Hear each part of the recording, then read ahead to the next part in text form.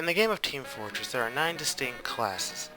The first class we'll be covering in this particular video will happen to be the Scout. The Scout, being probably one of the more unique characters, is actually the only character that have the least amount of armor compared to any other character in the game.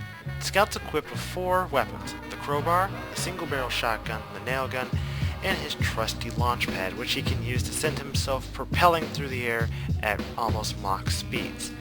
Odd, huh? Now there's one thing to keep in mind about the Scout, and that is the fact that he has extremely low armor. Now, while this may be an extreme disadvantage for him, this also allows the Scout to move extremely quickly, being probably one of the best offensive players ever when it comes to getting the flag from one side of the field to the other.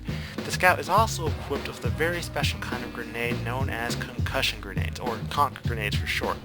These grenades, while they can be used to, in turn, completely just disable your opponents, they can also be used to launch your character from one side of the field to another simply by throwing one in front of you and jumping at the correct time before it explodes.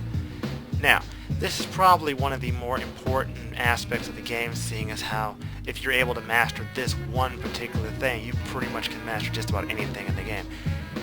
Now, the Scout also has another ability known as bunny hopping, but we're not going to go into that right now simply because at the moment that's a very advanced technique, but it is definitely a technique that most Scouts do need to know about. One last thing that needs to be noted about the Scout, and that's the fact that you should avoid any and all confrontation with other classes, and if you have to actually take somebody on, it's best that you keep moving and that you jump around as much as possible, seeing as how a moving target is harder to hit than a target that just stands there. Now, this isn't to say that the Scout can't take on normal players at any given time. Trust me, a Scout who's probably really good with this class can probably take out anybody with just his crowbar.